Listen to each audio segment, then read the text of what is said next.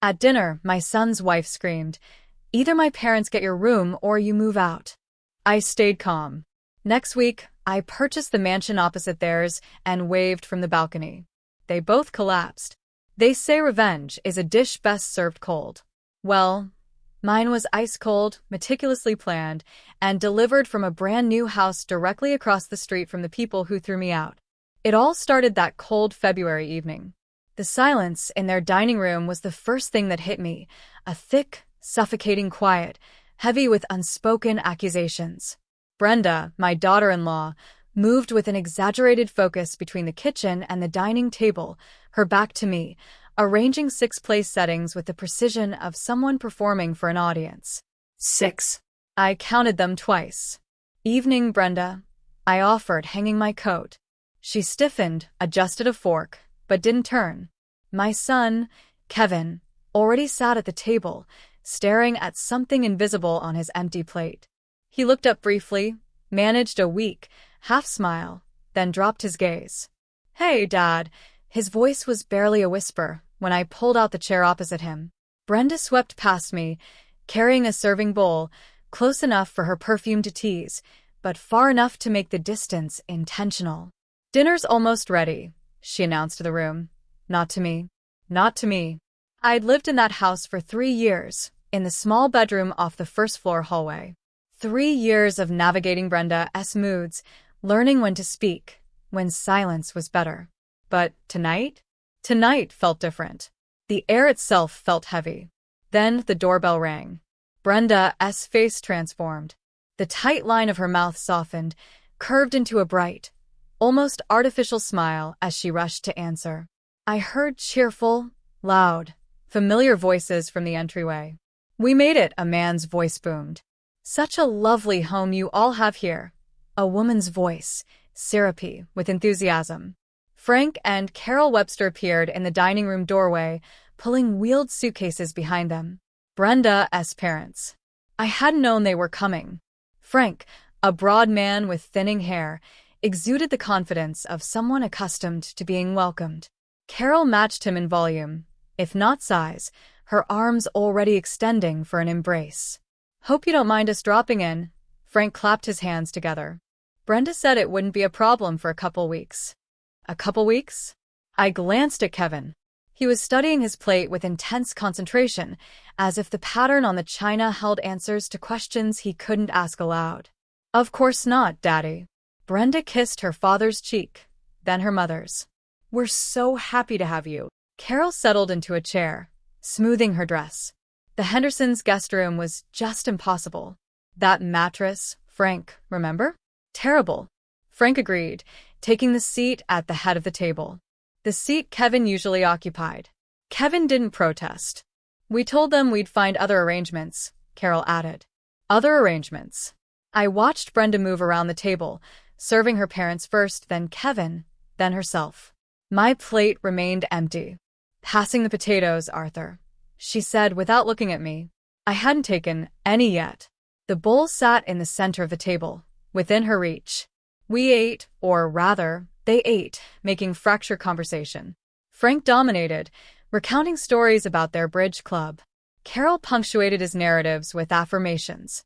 Brenda laughed, asked follow-up questions, performing the role of attentive daughter.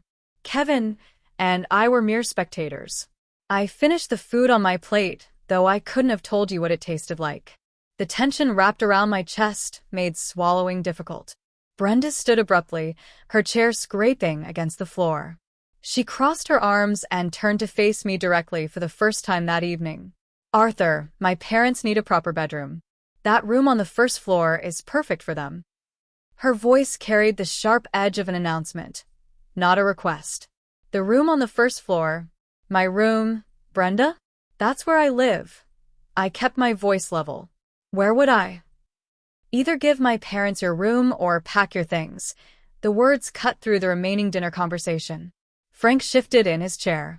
Carol looked at her daughter with something that looked suspiciously like pride. Kevin's fork stopped halfway to his mouth. "Son." I turned to him. Kevin set down his fork with careful precision. His eyes met mine for a fraction of a second before sliding away. Maybe we can figure something out, he mumbled. We already figured it out. Brenda's voice rose. My parents need that room. It has its own bathroom. It's on the first floor.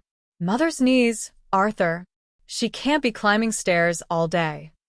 There's a guest room upstairs, I countered, with a bathroom down the hall.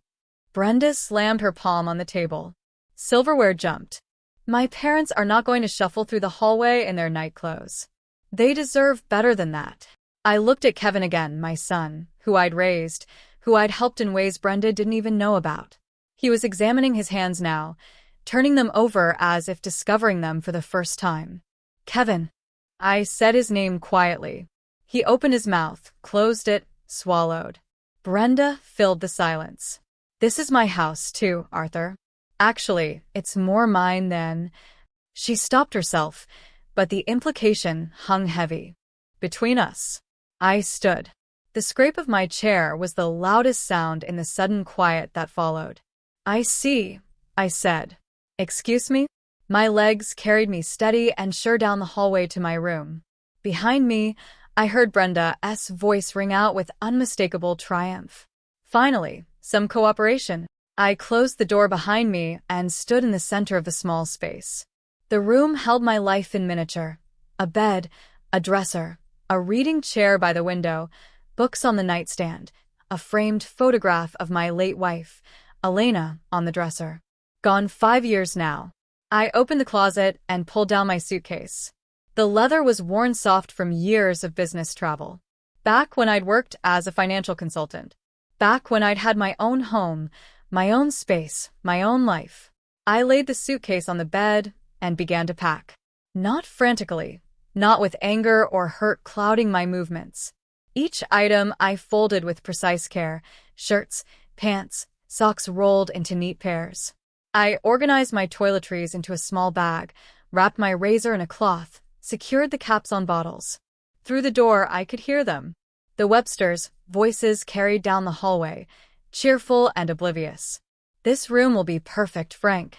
Carol's voice came through clearly. Much better than that awful guest room at the Hendersons. Brenda always takes care of us, Frank replied. I paused, a sweater in my hands. Something cold and clear settled in my chest. Not anger. Anger burned hot and fast, consumed itself in flames. This was different. This was ice forming over deep water, solid, unbreakable, something useful. I continued packing. The suitcase clicked shut. I sat on the edge of the bed, my hand still resting on the handle. The sounds of celebration filtered through the door. Laughter, footsteps, the drag of furniture being mentally rearranged. My room, already theirs. I don't know how long I sat there. Long enough for the light through the window to deepen from gray to charcoal. Long enough for the voices outside my door to fade into distant murmurs. Long enough for memories to surface, one after another, with the clarity of photographs developing in solution. For years ago, almost exactly. I remembered Kevin's face when he'd called me, the tremble in his voice as he explained about the foreclosure notice. The bank had started proceedings. They were going to lose the house. Brenda was hysterical, he'd said. He didn't know what to do.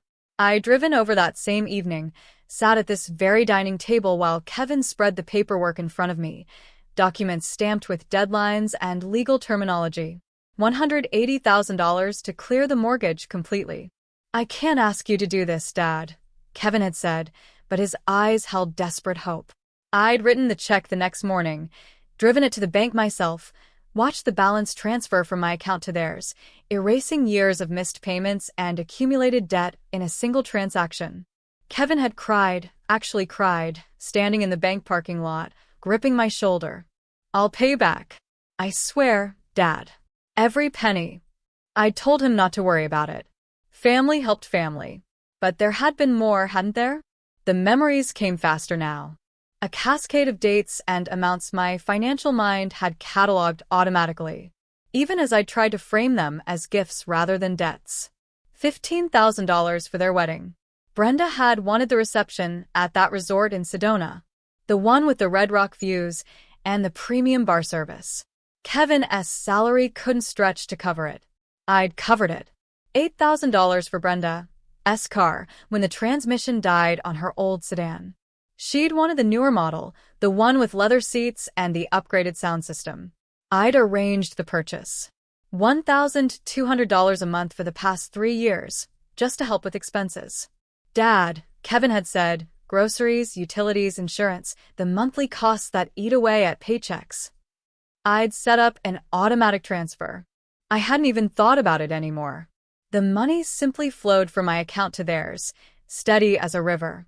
I pulled out my phone, opened my banking app, scrolled backward through months, then years of transaction history. There they were. Neat rows of transfers, each one labeled with Kevin's name. The evidence of my generosity documented in digital precision. I set the phone down carefully on the bed beside me. Through the door, Carol's voice drifted clear. Well, we'll need to get different curtains, Frank. These are far too dark. Maybe something in a nice cream color. Whatever you want, dear. Frank's response was indulgent, comfortable. They were measuring my room for their furniture, planning their curtains, settling in. I stood, lifted my suitcase from the bed. The weight was manageable. I'd always lived simply, despite the money Elena and I had accumulated during our years together.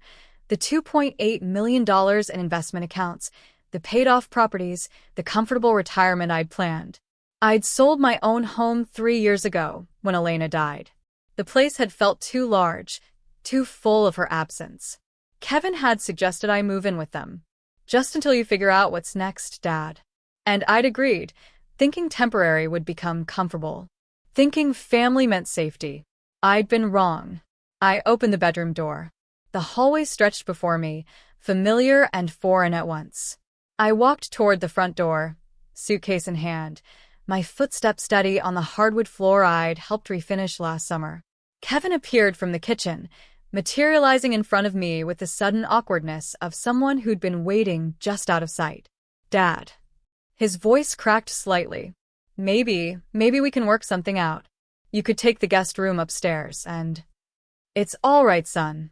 I met his eyes fully, let him see whatever expression my face held. I felt calm, distant, clear. I'll take care of myself. I didn't know she was going to. He reached toward me, hand extended, then pulled back. It's just for a couple weeks. They'll go home, and then... From the kitchen, Brenda's voice called out with casual dismissal. Tell him dinner's in the fridge, if he wants it. No goodbye. No acknowledgement that I was leaving with a suitcase in my hand, that something fundamental had just fractured. Kevin's hand dropped to his side.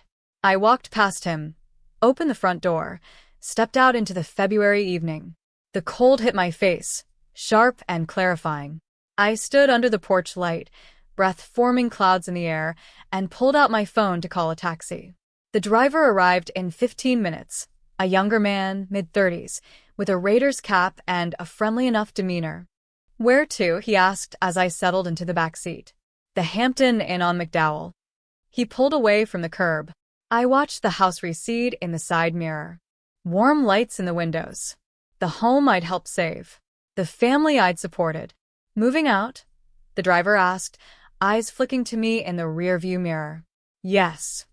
Rough day. I considered the question enlightening. He didn't push for more details, and I was grateful. We drove in silence through streets I knew well. Past the park where I'd pushed Kevin on swings 30 years ago.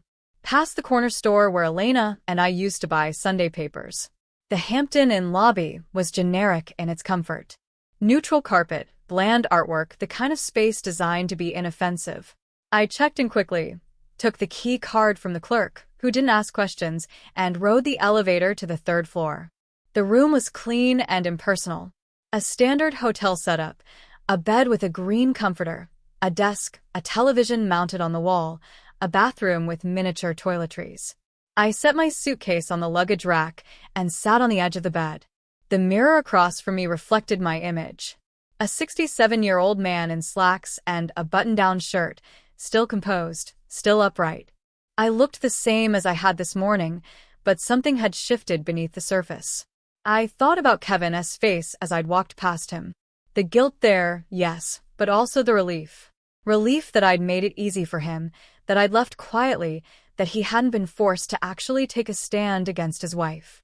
I thought about Brenda's triumphant voice. Finally, some cooperation, as if my compliance was the natural order of things. As if I was an inconvenience to be managed rather than the man who'd saved their home, funded their wedding, supported their lifestyle for years. I thought about the Websters, already discussing curtains in my room, already comfortable in the space I'd occupied for 3 years. The hotel's air conditioning hummed, a steady white noise. I lay back on the bed, still fully dressed, hands folded on my chest. The ceiling was textured with those small bumps hotels seemed to favor. I studied them in the dim light from the bedside lamp. I gave them everything, I thought. The house, the wedding, the car, the monthly checks. And tonight they gave me clarity. It was time to act. My phone showed 11:47 p.m. somewhere across town. The Websters were settling into my former room, and Kevin was lying beside Brenda, probably staring at the ceiling much as I was. But where his thoughts circled with guilt and avoidance, mine had sharpened into focus. For the first time in 3 years, I felt free. The next morning, I ordered coffee from the lobby and spread my documents across the hotel desk. The room was quiet except for the hum of the air conditioning and the occasional sound of footsteps in the hallway. I'd brought more than just clothing when I'd packed. 40 years as a financial consultant had taught me to keep my critical records organized and accessible. I spent that week doing what I do best, analyzing assets, calculating risk, planning strategy.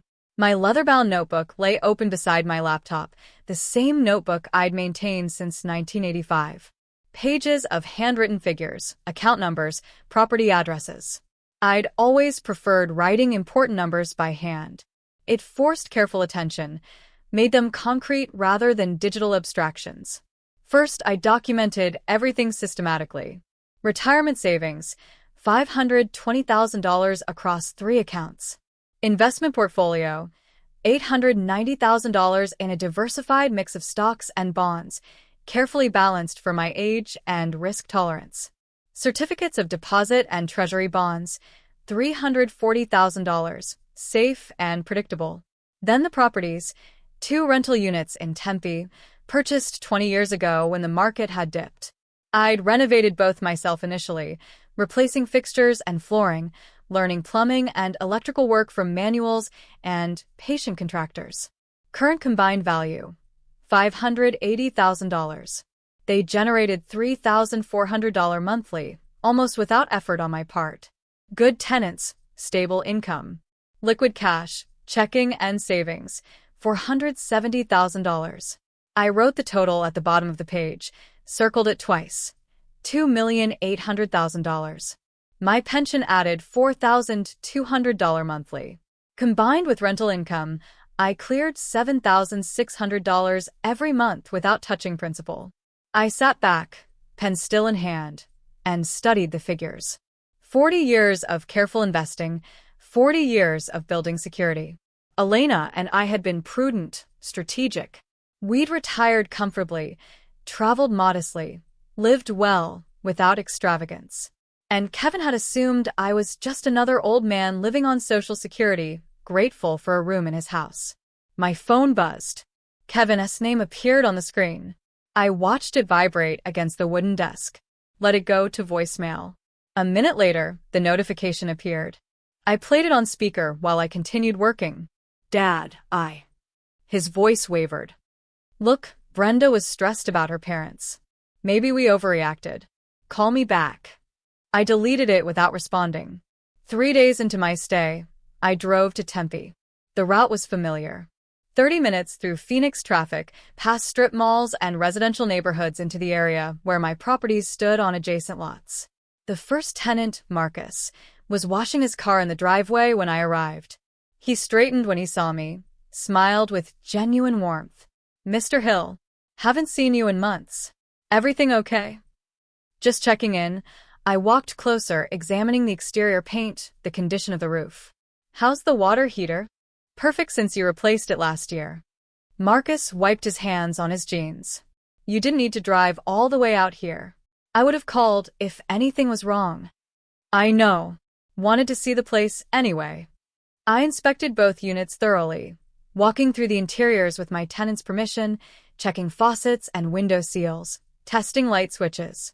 The properties were solid, well-maintained, requiring minimal management, and generating steady income.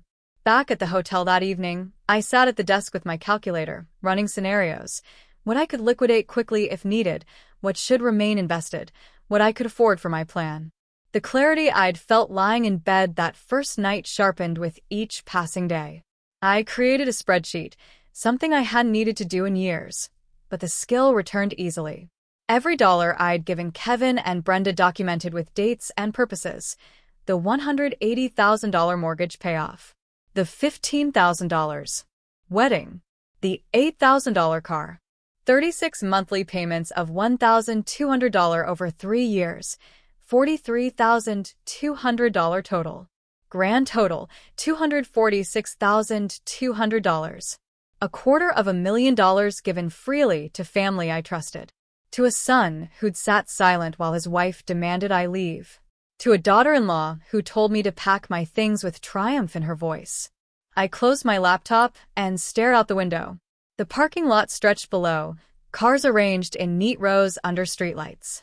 Ordinary people living ordinary lives, probably unaware that somewhere among them sat a man planning elegant revenge. On Thursday afternoon, the bank called me back. Mr. Hill. The representative's voice was professional, slightly concerned. I've reviewed your request. Moving this amount of cash will take a few days. Is everything all right? Everything is fine. I kept my voice steady, pleasant. I'm making an investment. How quickly can you process it? 3 to 5 business days for the full amount. May I ask what type of investment? Real estate. Ah. Relief colored her tone. Real estate was respectable, sensible. We can expedite if needed. You've been a valued client for many years. I appreciate that. A standard timeline is acceptable. By week's end, I sat in the hotel room with a legal pad filled with notes. Not angry scribbles, but calm, strategic planning. Lists of requirements, calculations of costs, timelines for execution. I'd learned something important during those 7 days. The anger I'd felt that first night, the cold clarity, had matured into something more refined, more useful. I didn't want to hurt them. I wanted them to see, to understand what they'd thrown away, to recognize their mistake with absolute, unavoidable precision. The first step crystallized. Show them I wasn't a helpless old man they could discard. Show them I had resources they'd never imagined. Show them consequences. I stood at the window looking out toward the direction of Oak Street, though I couldn't see it from here. Somewhere across the city, in the house I'd saved from foreclosure, Brenda's parents were sleeping in my former room. Kevin was lying beside his wife, probably feeling guilty, but doing nothing about it. I turned back to the desk, picked up my notebook, reviewed the circled figure one final time. The house across from theirs had been for sale for 3 weeks. I'd noticed the sign during my years living there, watching it weather through rain and sun, waiting for the right buyer. I knew exactly where to begin. I checked out of the Hampton in the next morning and drove the familiar route to Arcadia. The neighborhood looked the same as it always had. Mature trees lining the streets, houses set back from the road, with front yards landscaped in desert plants and decorative rock. I knew every turn, every cross street. Oak Street appeared ahead. I slowed, letting a pickup truck pass, then continued at a casual pace. Kevin's house sat on the left side of the street. Brenda's white sedan was visible in the driveway, lights on in the kitchen. Someone was home. I didn't stop, didn't linger, just maintained steady speed like any other driver passing through. But I saw it.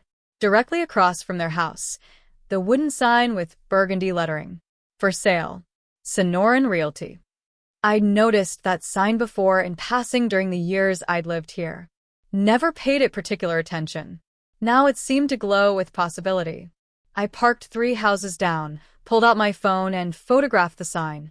Zoomed in on the phone number, entered it into my contacts immediately. Through my windshield, I could see both houses.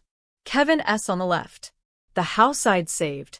The house where I'd lived in a small first-floor room, where I'd eaten dinners at that table, where I'd been discarded like outdated furniture. The house across the street, on the right. Larger, 2 stories, 1960s construction with a broad front porch and mature landscaping that needed trimming. Paint fading slightly on the window frames. Structurally solid, but cosmetically neglected. The distance between them? Maybe 30 yards. I dialed the number. Sonoran Realty, how may I help you? A woman's voice, pleasant and professional. I'm interested in the property on Oak Street. Is it still available? Yes, sir. Let me connect you with Margaret Collins, the listing agent. A brief pause, then a different voice. This is Margaret. Miss Collins, my name is Arthur Hill. I'm interested in viewing the Oak Street property. Is it still on the market? It is. She sounded genuinely pleased. Are you available this afternoon? I can meet you there at 2. 2 works perfectly. I spent the intervening hours at a coffee shop on Camelback Road reviewing property records on my phone. The house was listed at $685,000. 4 bedrooms, 3 bathrooms, 2,400 square feet, built in 1967, owned by the Carlsons, who were relocating to California for work. At 1:45, I drove back to Oak Street and parked in front of the house. A silver Lexus pulled up behind me exactly at 2. A woman emerged. Early 50s, professional attire, confident stride. Mr. Hill, I'm Margaret. She extended her hand. Thanks for coming on short notice. Her handshake was firm. She carried a leather folder and keys, moved with the efficiency of someone who'd done this hundreds of times. I appreciate your flexibility. I gestured toward the house. I'm looking for something specific. Let's see if this fits. She unlocked the front door and stepped aside to let me enter first. The interior smelled faintly of vacancy. That particular scent of a house waiting between occupants. Hardwood floors in the entryway, slightly scuffed but salvageable. Living room to the left with a brick fireplace. Dining room to the right. The owners maintained it well, Margaret said, walking ahead of me. They raised 3 children here. It needs cosmetic updates, but the bones are excellent. I followed her through the layout. Kitchen with original cabinets, outdated but functional. A family room overlooking the backyard. Upstairs, bedrooms with adequate closet space. Bathrooms with tile that screamed 1980s renovation. Then she showed me the front room. This was a sitting room for the previous owners. Margaret opened the door, revealing a space roughly 15 by 12 feet. Built-in bookshelves along one wall, hardwood floor, and along the front wall, a panoramic window stretching nearly the full width of the room. I walked directly to that window. Through the glass, I had an unobstructed view of Kevin and Brenda's house. Their living room window clearly visible, the kitchen beyond it, even the hallway leading to the first-floor bedroom, my former bedroom. I stood there, hands in my pockets, and felt something click into place. The final piece. The perfect irony. Wonderful natural light, Margaret said behind me. The view is interesting. I kept my voice carefully casual. What's the distance between houses here? About 30 yards. It's a friendly neighborhood. People know each other. I turned to examine the built-in bookshelves, running my hand along the wood. These are original to the house. From 1967. Yes, solid construction. I walked to the other side of the room, mentally measuring where I'd place a desk directly in front of that window. Facing it. Positioned so anyone sitting there would look straight across at Kevin's house. The owners are motivated to sell quickly? I asked. Margaret's professional demeanor sharpened slightly. The tone of someone recognizing a serious buyer. They're relocating for work. They'd prefer a fast close. I can do a cash offer. I met her eyes directly. How fast could we close? Her eyebrows rose just fractionally before she controlled the expression. With cash, 2 weeks. Possibly 10 days if inspections go smoothly. And the asking price? $685,000, but the Carlsons are reasonable people. They want to move forward, not chase another $20,000. I nodded slowly, as if considering, though I'd already decided. I'll need to think about the offer amount, but the location works for me. We walked through the rest of the house. I made appropriate observations about plumbing and electrical, asked about the roof age, examined the garage, professional questions from someone who knew what to look for. Back in the front room, I paused at the window again. Margaret gave me space, standing in the doorway, letting me have the moment. Through the window, a figure moved in Kevin's kitchen. Brenda, carrying something from the refrigerator to the counter. She was laughing, head thrown back, talking to someone out of view. "Do you have family in the area, Mr. Hill?" Margaret asked quietly. I turned to face her. "My son lives nearby." That's part of the appeal. Something flickered across her expression. She'd heard something in my tone. Some edge I hadn't quite controlled. But she was too professional to press. "It's a good neighborhood for family," she said simply. We walked back through the house toward the front door. Margaret handed me her business card along with a detailed information sheet about the property. "Think it over," she said. "Call me with questions anytime." I stood on the porch after she'd driven away, looking back at the house, then across the street at Kevin's house. The distance was perfect. The angle was perfect. The symbolism was perfect. I walked back to my car, started the engine, but didn't drive away immediately. Instead, I sat there, hands on the steering wheel, looking at both houses. The one where I'd been discarded. The one where I would establish my new position. My phone buzzed. Another text from Kevin. "Dad, please call me." I silenced the notification and drove away from Oak Street, already planning my next call to Margaret Collins. "Margaret," I said, "I'll take it. Let's write an offer." She studied my face for a moment, perhaps looking for hesitation she wouldn't find. "What number did you have in mind?" "650 cash. 10-day close." Her eyebrows rose. "That's $35,000 below asking. And it's cash with minimal contingencies. The Carlsons want to move forward. So, do I." We met at her office the next morning.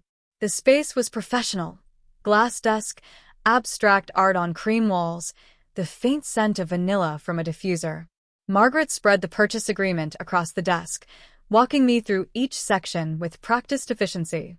I signed where she indicated, my hands steady on the pen. When I wrote the check for earnest money, $50,000, Margaret watched without comment, but I saw her register the ease of it. No hesitation. No phone call to verify funds, just a number written in my careful script. "I'll submit this immediately," she said. Given our timeline, I expect to hear back quickly. She called 3 hours later. I was reviewing investment statements in my hotel room when my phone rang. "Mr. Hill." Her voice carried genuine excitement. "They accepted. Full price, 10-day close." I've rarely seen sellers this motivated. "Excellent." I set down my pen. "Send me the paperwork. I'll have my bank ready.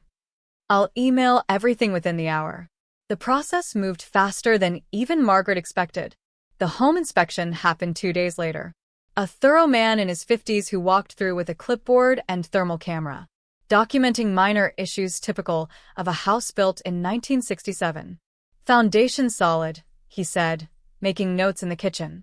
"Some cosmetic issues. Typical wear. You planning to flip this?" "No, I'm planning to stay." I followed him to the front room.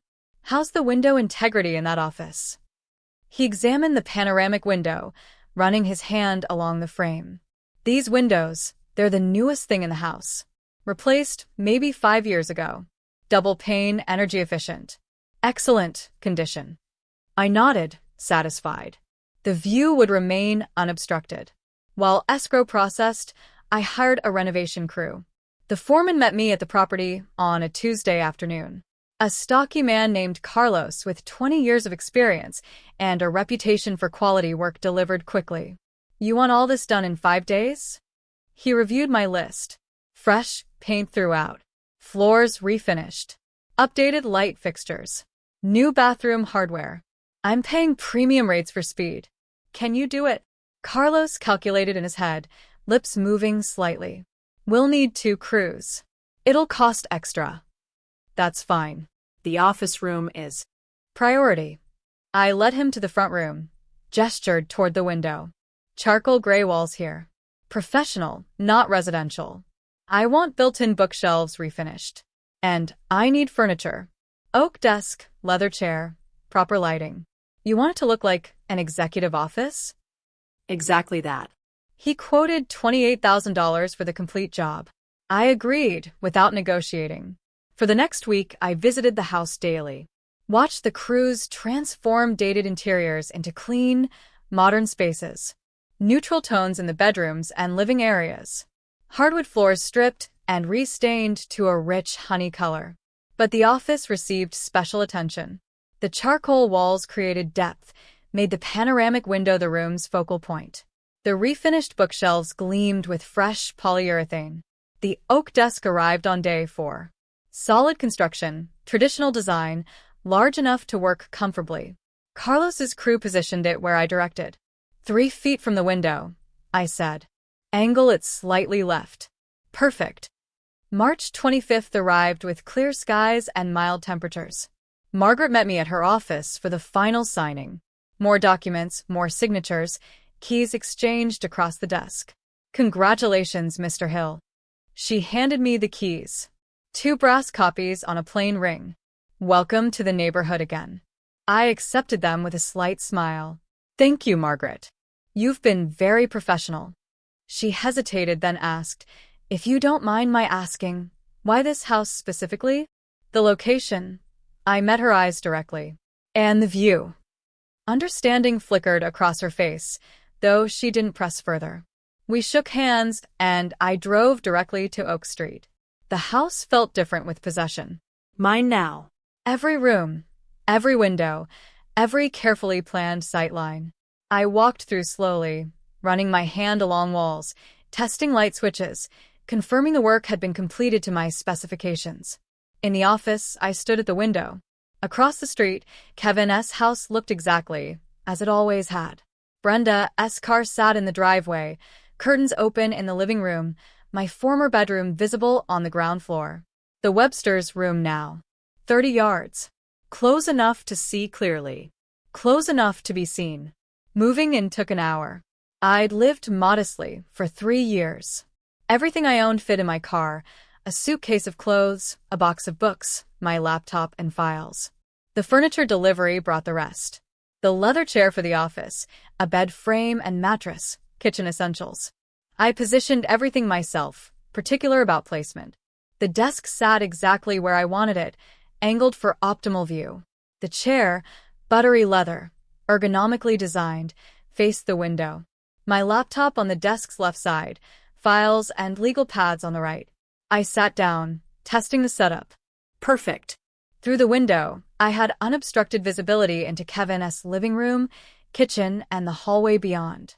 I pulled out my phone and composed a text to Kevin. Moved into a new house. If you need me, I'm close by. Sent. The message showed delivered immediately. Then 30 seconds later, read. I waited. No response came. I set the phone down and opened my laptop. The afternoon light slanted through the window, warming the oak desk. Across the street, I could see movement in their kitchen. Someone passing through, though I couldn't make out who. I opened a manila folder, began reviewing documents I'd organized during my hotel stay. Financial records, property deeds, loan documentation, a timeline I'd constructed of every dollar transferred to Kevin and Brenda over the years. Phase 1 complete. The house was purchased, the position established, the stage set. Now they would see. I looked up from my documents, glanced across the street again. The kitchen light had turned on. Evening approaching. Someone was preparing dinner. Life continuing normally in the house I'd saved, among the family who discarded me. I returned to my files, pen in hand, making notes in the margins. Strategic planning, methodical and precise. The work I'd spent 40 years perfecting now applied to a different kind of investment, one with a very specific return. The next morning, I made coffee in my new kitchen and carried the cup to my office. Sunrise filled the room with pale gold light. I sat at the desk, opened my laptop, and began working through emails. Across the street, the house remained dark. Early still, not yet 7:30. I reviewed investment portfolios, replied to a former colleague about consulting work, organized files on my desktop. At 8:01, lights came on in their living room. I continued working, attention on my screen, but peripherally aware of movement across the street. Someone approaching their window. A figure in a bathrobe, carrying something. Brenda. Coffee cup raised halfway to her lips. She froze. I watched her recognize me. Saw the exact moment comprehension struck. The coffee cup stopped moving. Her body went rigid, shoulders pulling back. She stared directly at me through both windows, across 30 yards of morning air. I put down my pen, made deliberate eye contact, raised my hand in a slow, measured wave. Friendly. Calm. Absolutely in control. Brenda jerked backward. Coffee sloshed from her cup. I could see the dark liquid arc through the air, splatter across her robe and the floor. Her mouth opened. She turned from the window, disappeared from view. Seconds later, Kevin appeared, still in pajamas, hair disheveled. Brenda pulled him to the window, pointing across the street. I could see her speaking rapidly, gesturing. Kevin stared. His face registered confusion, then recognition, then something more complex. Uncertainty mixed with what might have been guilt. I waved again. Same measured gesture. Kevin raised his hand automatically, an awkward half-wave, before Brenda slapped his arm down. Even from 30 yards, I could see her fury, head shaking, hands moving in sharp, angry gestures. I returned to my laptop. Resumed typing. Let them process. Let them react. My phone rang 15 minutes later. Kevin's name on the screen. I rejected the call. Immediately after, a text appeared. Dad, what are you doing? I typed my response. Busy. Talk later. Sent. Through the window, I watched Kevin look at his phone. Show the screen to Brenda. Her reaction was visible even from here. Pacing, gesturing wildly, phone clutched in one hand. I sipped my coffee and opened a financial spreadsheet. Throughout the morning, Brenda returned to the window repeatedly. Each time, I was there, working on my computer, reviewing documents, making notes. Each time she appeared, I acknowledged her with a brief wave or nod before returning to my work. Not hiding, not ashamed, completely present. Around 10, the Websters joined them at the window. Frank's bulky frame. Carol beside him. All four of them staring across the street at me. A family conference, visible through glass. I finished an email, sent it, and waved at the entire group. Frank stepped back from the window first, then Carol. But Brenda remained, gripping the curtain, watching. Lunch came and went. I ate a sandwich at my desk. Worked through the afternoon. Occasionally, I'd look up to see Brenda at her window. Sometimes alone, sometimes with Kevin hovering behind her. The psychological impact was exactly what I'd calculated. My presence, constant, calm, inexplicable, created pressure.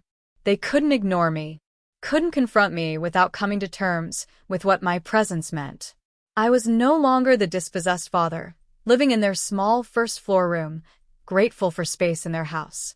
I was a man with resources, with property, with position. And I was watching. Evening approached. I turned on my office light as shadows lengthened across the street. Their windows glowed warm. I could see them moving through rooms. Brenda in the kitchen. Kevin passing through the hallway. The Websters settled in the living room. My phone remained silent.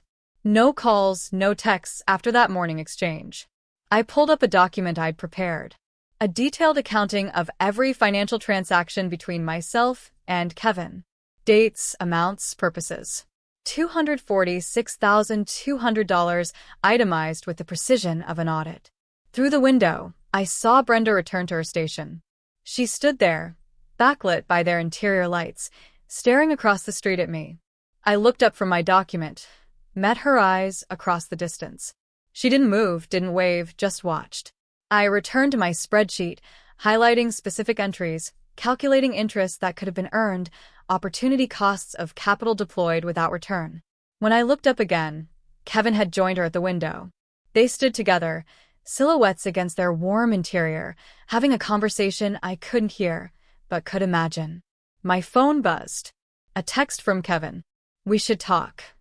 I read it, considered, then replied, when you're ready to really talk, you know where to find me.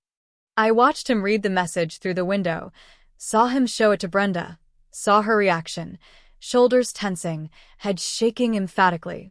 The evening deepened. Their lights remained on. Mine as well. I organized files, prepared documents, laid groundwork for conversations that would come. Because they would come. Curiosity and confusion would drive them eventually, but I would set the terms. I would control the timing. Around 9, I stood and stretched. Walked to the window, placed my hand on the frame, looked directly across at their house. Brenda was there again, watching. Our eyes met through the darkness and the distance. I wondered what she was thinking, what theories she was constructing about my motivations, my plans, my purpose in positioning myself so deliberately across from their home. Let them wonder. Let them worry. I returned to my desk, opened another folder. Tomorrow I would begin the next phase. Tonight, I would let my presence settle into their consciousness. An unavoidable reality, a question mark they couldn't erase. The house was quiet around me. My house. My position. My strategy unfolding exactly as planned. Through the window, I could see her silhouette in their window. She was watching me and I was watching her. I pulled out my legal pad, began writing notes for tomorrow. The real work was just beginning. 2 weeks passed. I settled into my new routine. Mornings began with coffee at my desk, the window framing my view of the neighborhood waking up. I'd work through emails, review investment portfolios, consult on financial planning projects I'd taken on remotely, professional work that kept my mind sharp and my schedule full. Afternoons, I maintained my lawn, trimmed hedges, swept the driveway, waved to neighbors walking their dogs. Mr. Patterson, 3 houses down, stopped to introduce himself, welcomed me to Oak Street. I thanked him, mentioned I had family nearby, kept the conversation brief and pleasant. I became ordinary, just another resident. Nothing threatening about a 67-year-old man tending his roses. Across the street, I watched their patterns. Brenda leaving for work each morning at 7:45. Kevin departing 15 minutes later. The Websters shuffling around inside, visible through windows, making themselves comfortable in a home that wasn't theirs. On a Tuesday afternoon, I saw the mail carrier cross to their house. Watched Kevin answer the door, signed for a certified letter. He opened it standing in the doorway, casual at first. Then his body went rigid. I'd been expecting that reaction. 20 minutes later, through my window, I watched Kevin at his kitchen table. He held the letter in both hands, reading it again. Brenda appeared, took it from him. Even from 30 yards away, I could see her expression shift. Confusion, then fury. Robertson had done excellent work. The letter was precise, professional, devastating. A formal demand for repayment of $180,000, documented as a loan with supporting evidence from my personal banking records where I noted the payment as loan to son, to be repaid.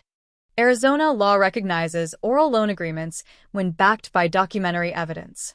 I'd kept meticulous records, emails where Kevin had mentioned, paying you back eventually. My own contemporaneous notes about the transaction, bank memos I'd written to myself for tax purposes. Weak evidence perhaps, but enough to file a legitimate lawsuit and, more importantly, enough to create expensive problems. They consulted an attorney the next day. I learned this later from Kevin. $300 per hour to hear that Arthur Hill had grounds for a claim. Not strong grounds, their lawyer explained, but enough to require a defense. $15,000 to $25,000 in legal fees to fight a case they might win. 2 days after the letter arrived, I saw them crossing the street toward my house. I'd been waiting for this. Had coffee. Ready, actually. French press on the kitchen counter. Cups prepared. The doorbell rang. Kevin, Brenda? I opened it calmly. Come in. They entered uncertainly. Brenda's eyes scanning my living room as if cataloging evidence. The furniture was minimal but quality. Leather sofa, reading chair, oak coffee table. Clean lines, organized, professional. Please sit. I gestured to the sofa. Coffee. We're not here for coffee. Brenda remained standing. We're here to talk about that ridiculous letter. I poured 3 cups anyway, brought them to the coffee table, sat in the chair across from them. I'm happy to talk, though anything substantive should go through my attorney. Dad, please. Kevin leaned forward, hands clasped. Can we work something out? We can figure this out as a family. Of course, we can work something out. I added cream to my coffee, stirred slowly. My attorney's information is in the letter. He'll be happy to discuss terms. Brenda slammed her palm on the coffee table. We're your family. Yes. I met her eyes steadily. You are? The silence stretched. Kevin picked up his coffee cup, set it down without drinking. Brenda's face flushed red, jaw tight. You can't actually think you'll get that money. Her voice was sharp, but I heard something underneath. Uncertainty. The law will decide. I sipped my coffee. I'm not concerned about the outcome. I documented everything carefully. But legal processes take time. Expensive time. The implications settled between us like a third presence. Even if they won, the costs would devastate them. Their savings, modest at best, would evaporate in attorney fees. And I could sustain a legal battle indefinitely. This is insane. Brenda stood abruptly. You're suing your own son over money you gave us years ago. Money I loaned. I remained seated calm, with the understanding that it would be repaid. My records are clear. Your records, she spat the words. You planned this. Sitting in our house all those years, planning. I didn't respond. Let her anger fill the space. Your father has lost his mind. This is harassment. It's a legitimate legal claim. I stood now, moved toward the door. If you feel it's harassment, your attorney can address that in court, along with everything else. Kevin turned to me at the door, his face pale. Dad, why are you doing this? I looked at my son, saw the confusion there, the hurt, the question that didn't yet understand its own answer. You asked me to leave my home, I said quietly. I did. Now I'm taking care of my own interests. Speak with my attorney, Kevin. I opened the door. They left. Brenda storming ahead. Kevin trailing behind with slumped shoulders. I closed the door gently but firmly. Returned to my office, sat at my desk, watched them cross the street back to their house. Through the window, I could see Brenda gesturing sharply. Kevin's shoulders hunched further. I opened a file folder on my desk labeled in my neat handwriting. Phase 2. The legal pressure would build slowly, accumulating like compound interest. But there were other levers to pull, other adjustments to make. I'd given them everything freely for years. Time to see how they managed without it. My phone buzzed. A text from Kevin. Please don't do this. I read it twice. Set the phone face down on my desk. Through the window, their house glowed with interior light against the approaching evening. I could see shadows moving inside. The daily routine of a family under pressure they didn't yet fully comprehend. The lawsuit was theater. Important theater, but theater nonetheless. The real work was subtler, more comprehensive. I pulled up my banking app on my laptop, navigated to scheduled transfers, found the monthly payment to Kevin, $1,200, set to process automatically on the first of each month for the past 3 years. My finger hovered over the delete button. $43,200 I'd given them this way, just to help with expenses. Kevin had said, when we set it up, groceries, utilities, insurance, the small costs that accumulated. They'd stopped thinking of it as help, started treating it as expected. Part of the landscape of their finances, invisible as air. I clicked delete. Confirmed the cancellation. The screen refreshed. No scheduled transfers. I closed the laptop and looked across the street again. The lights were on in every room now. The Websters visible in the living room, settled comfortably on the couch.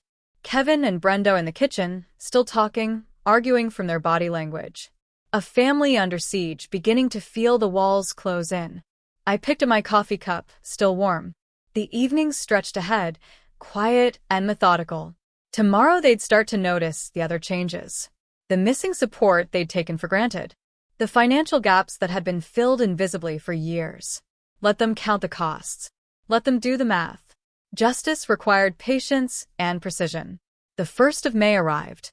I watched my banking app confirm what I already knew. No transfer to Kevin's account. The scheduled payment I'd maintained for 36 months simply didn't process. Across the street, I imagined Kevin at his kitchen table, surrounded by bills, calculator in hand, trying to make numbers align that suddenly refused to balance. I didn't have to imagine for long. 3 days later, early evening, I watched Kevin move through his house with visible tension. He spoke to Frank Webster in the living room, a conversation that looked tentative, careful. Frank's response was expansive, dismissive.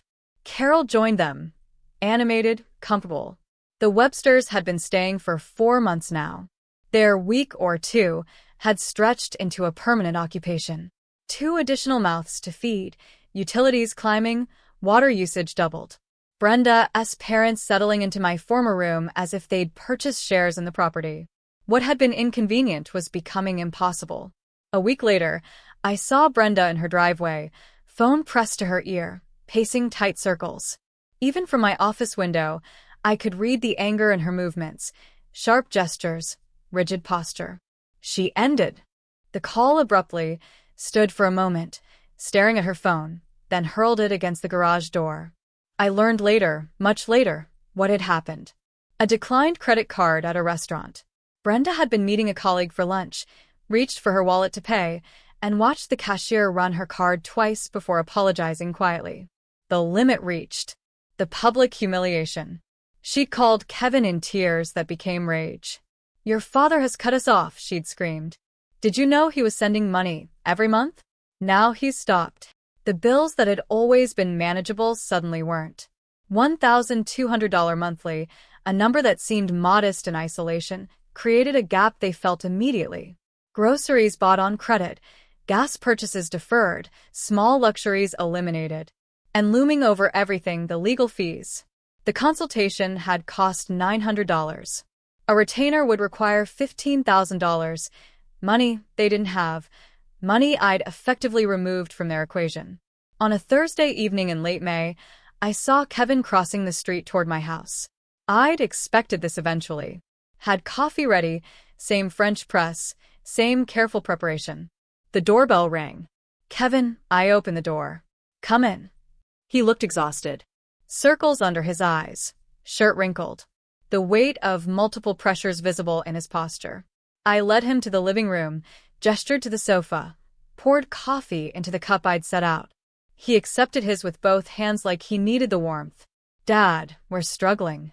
His voice was quiet, strained. "The legal thing, the bills.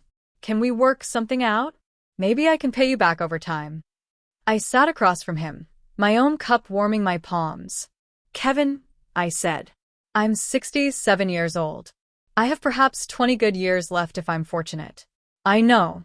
I set my cup down carefully. "But I spent 40 years building security, saving, investing, planning for retirement for Elena and me. Then just for me after she passed. I can't give it away anymore. But we're family." The desperation in his voice was raw, unfiltered. "Yes. And families should treat each other with respect." I met his eyes directly. "When I needed a place to live, your wife gave me an ultimatum. Pack my things or give up my room. Do you remember?" He looked away. "I remember. You said nothing. Did nothing. Watched me pack and leave." "I'm sorry." His voice cracked slightly. "I should have stood up to her. I know that now." "Yes, you should have." I leaned back in my chair. "Now I'm doing what I should have done years ago. Taking care of myself, protecting what I built, making sure I'm secure for whatever time I have left." "Please." He set down his coffee, leaned forward with hands clasped. "There has to be something we can do, some way to fix this. Talk to my attorney about a repayment plan. Robert Chen has my complete authority to negotiate terms." I kept my voice level, not unkind, but absolutely firm. "I can't help you beyond that." "You mean you won't?" "I mean, I can't." I stood, moved to the window, looked across at his house, at the life I'd funded, the security I'd provided, the family that had discarded me. "I gave you everything freely, Kevin. The house payment when you were about to lose it. Your wedding. Brenda's car. Monthly money for years. I never asked for anything back. Never demanded gratitude." I turned to face him. "I only asked for respect. For a place in my son's home. And when that became inconvenient, I was disposable." He stood too, hands hanging at his sides. It wasn't like that. It was exactly like that. We stood in my living room, 10 feet apart. The distance between us more than physical. Your wife's parents have been living in your house for 4 months, I said. In the room that was mine. Do you charge them rent? Ask them to contribute to groceries? Demand they give up their space for someone else's convenience? He didn't answer. No, because they're family. Because family helps family. I walked toward the door, opened it. I was family too, Kevin. Until I wasn't useful anymore. He moved to the doorway, paused. I don't know how to fix this. Figure out what you value. What you're willing to fight for. Who deserves your loyalty? I kept my hand on the door. When you know those answers, maybe we can talk again. Until then, speak with my attorney. He walked out slowly. I watched him cross the street, hands in pockets, head down, shoulders carrying weight he'd avoided for too long. I closed the door and returned to my office window. Across the street, I saw curtains move. Shadows shifted behind the glass. Brenda meeting him at the door, probably demanding to know what I'd said, whether I'd agreed to help. I sat at my desk, my coffee cup still warm from serving Kevin. The physical reminder of our encounter, a father and son separated by consequences neither had wanted, but both had created. This was the hardest part. Watching him suffer, knowing I was the instrument of that suffering. But necessary. They had to understand consequences. Had to feel the weight of their choices. Had to recognize that actions create reactions. That disrespect carries costs. That people, even family, have limits. I opened my laptop, reviewed the file labeled Phase 2, notes on next steps, calculations of pressure points, timeline for continued strategy. Through the window, their house lights blazed against the darkening evening. I could see movement inside, figures passing through rooms, the choreography of a family in crisis. For months ago, I'd sat in that house at their dinner table, been given an ultimatum, packed my belongings, and left with quiet dignity. Now I sat in my own house in a room designed to watch them, executing a plan built on patience and precision, and the recognition that justice sometimes requires inflicting pain. I took a sip of coffee, lukewarm now, but still drinkable. Tomorrow the pressure would continue. The bills would still come. The legal threat would still loom. The Websters would still occupy space and consume resources. And I would still be here, watching, waiting, ensuring they felt every ounce of what they'd done. Sad justice. That's what this was. Not triumph, not victory, just the necessary correction of an imbalance that had gone unchallenged too long. July brought heat and pressure. I watched both build across the street. The first visible crack appeared on a Thursday morning. I sat at my desk, working through emails when I saw Kevin at his kitchen table, visible through both our windows. He stared at his computer screen for a long moment, then reached for his phone, typed something, set it down, picked it up again. His body language told the story before I knew the details, shoulders hunched, hand running through his hair repeatedly. The posture of someone making a decision that hurt. I learned later, he'd canceled their vacation. A week in San Diego they'd planned for mid-July. $6,000 already paid, non-refundable deposits. He'd stared at the cancellation button, breathed deeply, clicked, watched the confirmation email arrive.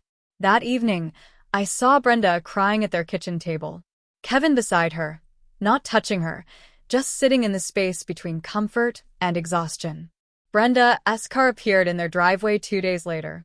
The newer one, the one with leather seats I'd helped them purchase years ago. A handmade for sale sign in the window. Asking $18,000, though the car was worth $22,000. Desperation pricing. It sold within 48 hours. I watched the buyer arrive, test drive it, return with cash. Watched Brenda hand over the keys with stiff movements, like someone parting with more than just transportation. She stood in the driveway after the buyer left, staring at the empty space where her car had been. The Websters were still there. 5 months now since that February dinner. Their presence had evolved from inconvenience to crisis. 2 additional people consuming groceries, utilities, space. 2 additional people who contributed nothing but expectation. Mid-July, I watched another scene unfold.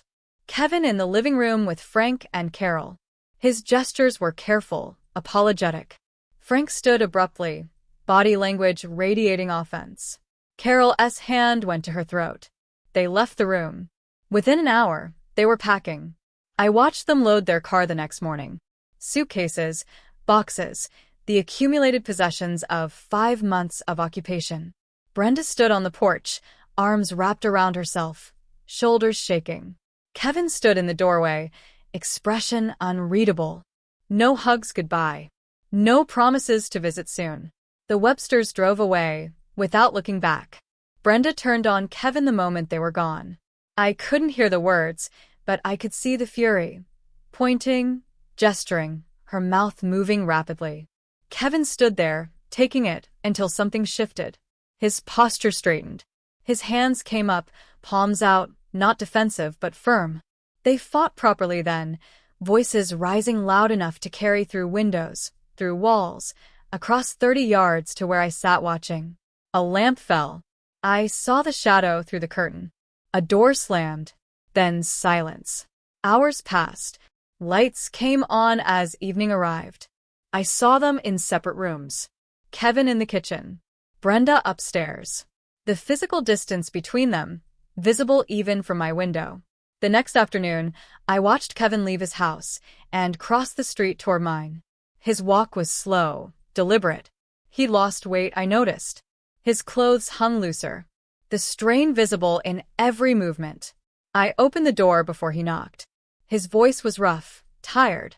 "Can we talk?" I stepped aside. Let him enter. Led him to the living room where we'd sat before. During that other conversation when he tried to negotiate, to bargain, to find an easy way out. This time felt different. The energy was different. Something fundamental had changed. He sat on the sofa, leaned forward with his elbows on his knees. Hands clasped, looked at the floor for a long moment before speaking. "Dad, I'm sorry." The words came quietly, but clearly. "I'm so sorry. I shouldn't have let her treat you that way. It was your house. You paid off our debt. You helped us constantly, and we pushed you out like you were nothing." I waited. Let him continue. "I've been weak." He looked up at me then, eyes red-rimmed but direct. "I let her control everything. I was afraid of conflict, so I sacrificed you instead. That was wrong." "Yes," I said simply. "It was." "Can we fix this?" Hope and desperation mixed in his voice. "Is there a way to fix this?" I sat back in my chair, studied my son, saw genuine repentance in his face. Not manipulation, not strategy, just honesty arrived at through pain. "Perhaps," I said, "but on different terms." He nodded immediately. "Whatever you need. Tell me." "I'll drop the lawsuit," I began, watched relief flood his expression. "But the financial help ends permanently. No more monthly transfers, no more emergency funds, no more safety net." "Okay." He didn't hesitate. "You're 38 years old, Kevin. You have a good salary. You're capable. You and Brenda can build your life without my money propping it up." "We will." His voice was firm. "We have to. I see that now. There's one more condition." I leaned forward. "Brenda needs to apologize. Not to you, to me. Face to face, for how she treated me." His jaw tightened. "I'll talk to her. I'm not interested in a coerced apology. That means nothing. But she needs to acknowledge what happened. That's not negotiable." He sat silent for a moment, processing, then nodded slowly. She's hurting right now. We both are. But you're right. She needs to say it. When she's ready to do that, genuinely ready, we can move forward. Until then, everything stays as it is." Kevin stood, extended his hand. I shook it. His grip was firm, steady despite everything. "Thank you for not giving up on me," he said. "I never did. I just stopped letting you take me for granted." He walked to the door, paused with his hand on the frame. "Dad, I'm going to make this right. However long it takes." "I hope you do, son." I closed the door after he left. returned to my office window, watched him cross back to his house, shoulders straighter than when he'd arrived. He entered, and through the window I saw Brenda appear. They stood facing each other in the kitchen. She shook her head, turned away. He followed, said something that made her stop. They were still talking when darkness fell and their curtains closed. I sat at my desk, hand resting on my coffee cup. The conversation had been necessary. The terms were clear. Now it was Brenda's move. My son was finally hearing me, finally understanding. But Brenda, that would be the real test. The days that followed were quieter.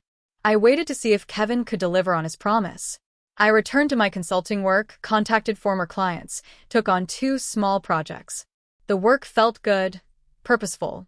My office became what I'd intended it to be, a professional space, not just an observation post. Late August arrived, a Tuesday morning warm and clear. I was reviewing financial projections when I saw movement through my window. Kevin and Brenda leaving their house together, crossing the street toward mine.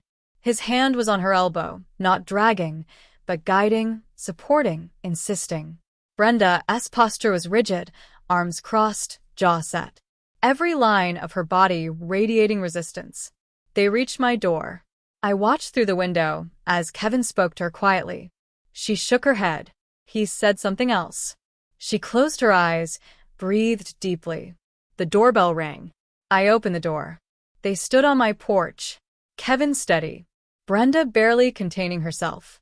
"Dad," Kevin said. "Brenda has something to say." Brenda stood silent. Her arms remained crossed, defensive. A long moment passed. I could see the internal battle playing across her face. Pride warring with necessity, anger fighting with exhaustion. Then, through gritted teeth, "I'm sorry for how I treated you. It was wrong." The words were mechanical, forced, but they were present. "I accept your apology," I said simply. She looked surprised. That's it. Come in." I stepped aside. They entered, Brenda looking around my house as if seeing it for the first time. The clean lines, the organized space, the evidence of a man who'd built something substantial without their knowledge or help. We sat in the living room. I picked up my phone from the coffee table. "I'm calling my attorney now to drop the lawsuit. You'll receive confirmation within a day." Kevin exhaled slowly. "Thank you, Dad." I dialed Robert Chin. Put the call on speaker. "Robert, Arthur Hill. I need you to file dismissal papers for the Kevin Hill matter today, please." "Are you certain?" Robert's voice was professional but curious. "I'm certain. Email me the documents for signature." "Will do. I'll have them filed by end of business." I ended the call, set the phone down. "It's done. Dad, Kevin began. "But understand," I continued, my voice firm. "Things are different now. I won't be providing financial help. Not now. Not in the future." Brenda's mouth opened. "We never asked for." Kevin's hand on her arm. Gentle but insistent. "Don't." She stopped. Closed her mouth. After a pause, quieter. "We understand." "Good." I stood, signaling the conversation was concluding. "And you're both capable people. You can build your own life, a real life, based on what you actually earn, not what you can extract from others." Kevin stood too. "Can we visit sometime in the future?" I considered. "Perhaps. In time. Let's see how things develop." We walked to the door. Kevin paused there. Emotion crossing his face. "Dad, I'm glad you taught me this. Even though it hurt. Some lessons have to hurt to matter." They left. I watched them cross back to their house, walking closer together than when they'd arrived. Not holding hands, but side by side. A small thing, but meaningful. I returned to my desk, opened my laptop, pulled up my email, and began typing. "Robert, I've been thinking about returning to part-time consulting. Nothing demanding, just a few select clients. I have an excellent office space now, and I find I miss the work. Are you still in touch with the Miller account? Best, Arthur." I sent the message and sat back in my chair. Through the window, their house looked peaceful. Evening approaching, lights coming on one by one. A week passed. I settled into new routines. Consulting projects kept me engaged. Morning coffee at my desk became about work, not surveillance. I looked up occasionally, saw their house across the street, then returned to my calculations and projections. That evening, a Tuesday late August, I sat at my desk as the sun set over Phoenix. The sky turned amber and rose, painting the neighborhood in warm light. Through my window, I could see Kevin and Brenda at their kitchen table, talking. No shouting, no dramatic gestures, just conversation between two people figuring out how to build something real. They looked smaller without my money propping them up, more vulnerable, more human. But they were still there, still together, still trying. I'd given them $250,000 over the years, given it freely, without demanding recognition or respect. And when I needed something simple, a room to live in, basic courtesy, they discarded me like an inconvenient piece of furniture. So I'd shown them what their comfort actually cost, made them feel the weight of every dollar they'd taken for granted. Forced them to choose between pride and survival. And they'd chosen survival, chosen growth, however reluctant. Brenda's apology hadn't been heartfelt, but it had been spoken, acknowledged. That mattered more than warmth. Recognition mattered more than reconciliation. Kevin had found his voice, finally learned to stand up to his wife, to take responsibility for his choices, to understand that weakness has consequences. They would be fine. Financially constrained, certainly. Humbled, absolutely. But fine. And I had my dignity back. My self-respect, my boundaries established and enforced. Justice wasn't about their destruction. It was about my restoration.